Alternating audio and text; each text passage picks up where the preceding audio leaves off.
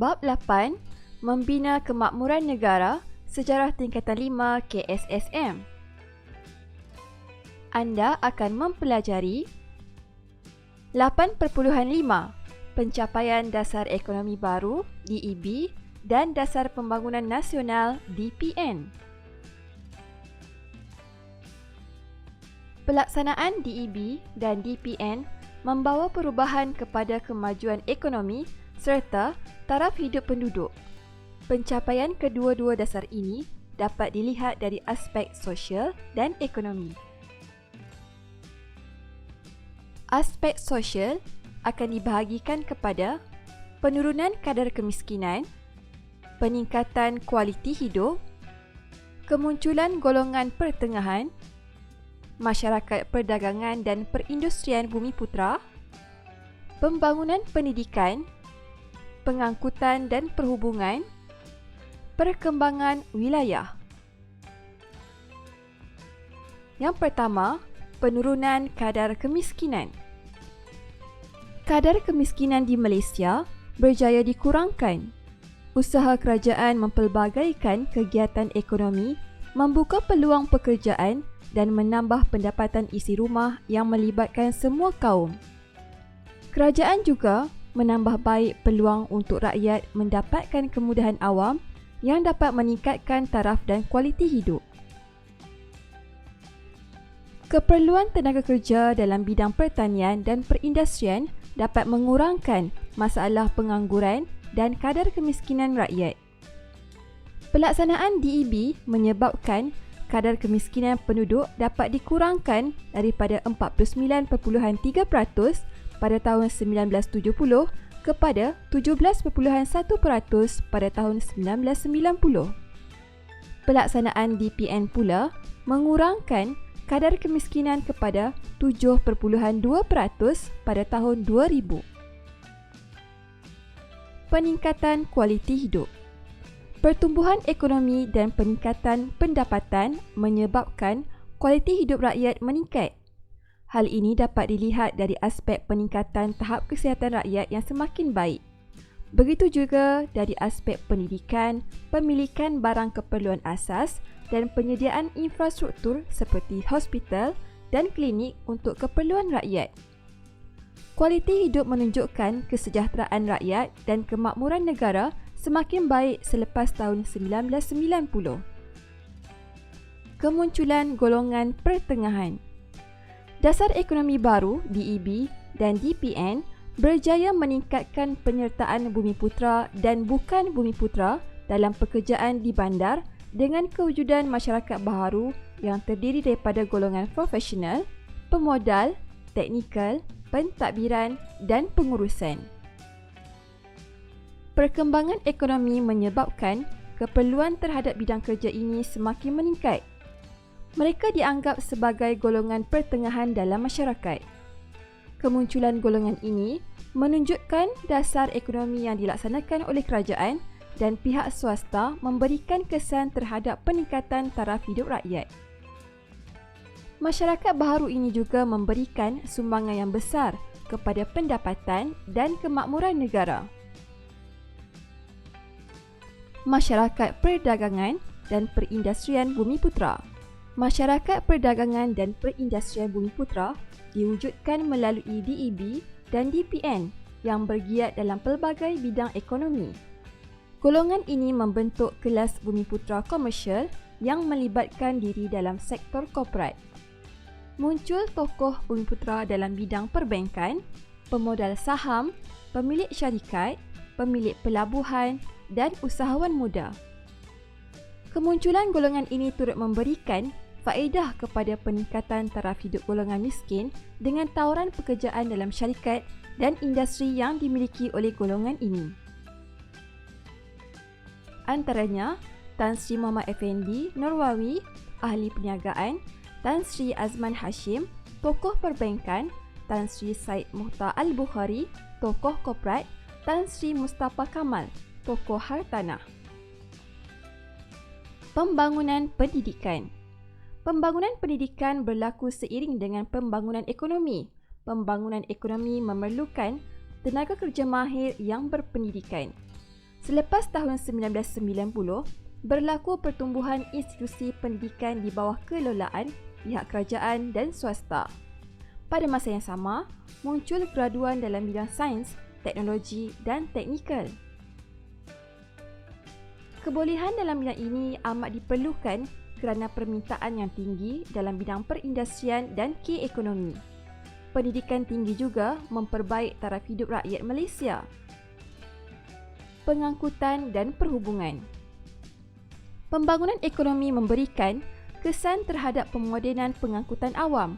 Pelaburan dibuat oleh pihak kerajaan dan swasta dalam bidang pengangkutan untuk memenuhi keperluan perindustrian serta perdagangan.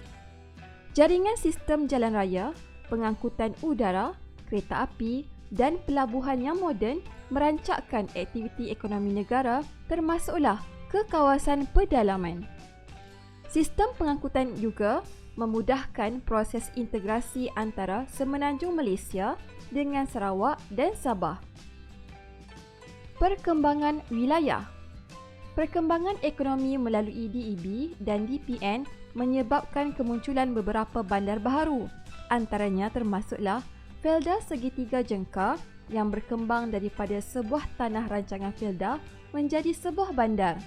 Bandar ini kemudiannya dikenali sebagai Bandar Tun Abdul Razak pada 7 Julai 2011. Jengka ditubuhkan melalui projek Segitiga Jengka oleh Felda. Nama Segitiga Jengka digunakan dengan mengambil kira lokasi jengka yang terletak di antara 3 daerah iaitu Termeloh, Maran dan Jerantut.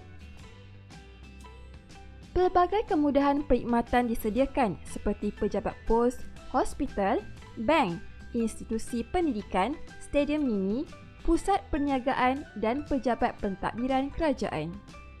Terdapat kilang yang beroperasi di kawasan perindustrian di bandar ini seperti Kilang Alps, Kilang Bimbingan Bank Pembangunan serta bengkel kereta dan motor.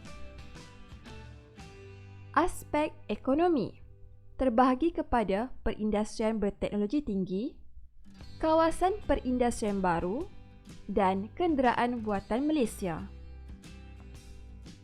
Perindustrian berteknologi tinggi.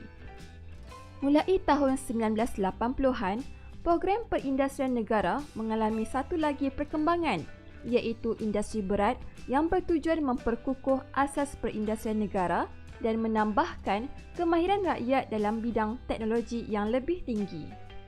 Perindustrian ini melibatkan penggunaan jentera moden yang memerlukan kemahiran tinggi dan modal yang besar.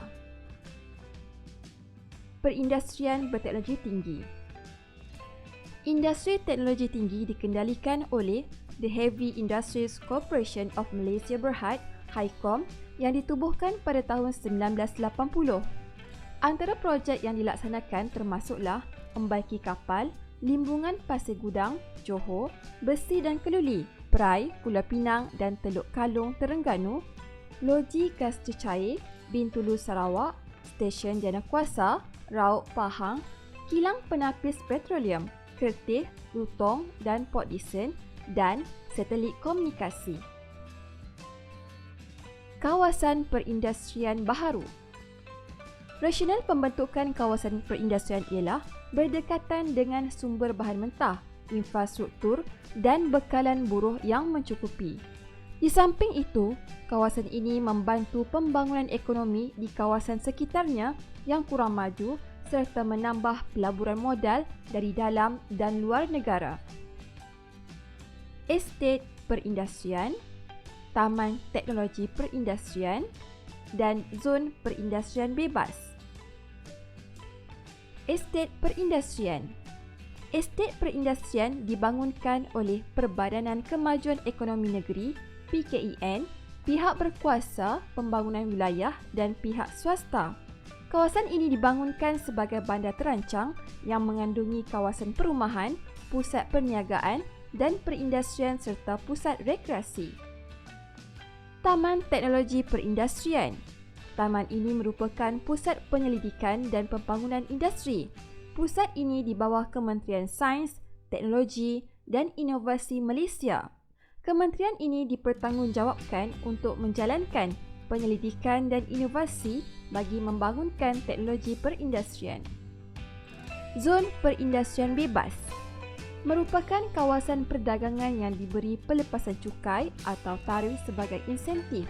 Tujuannya menarik pengusaha melabur dan merangsang ekonomi sekitarnya.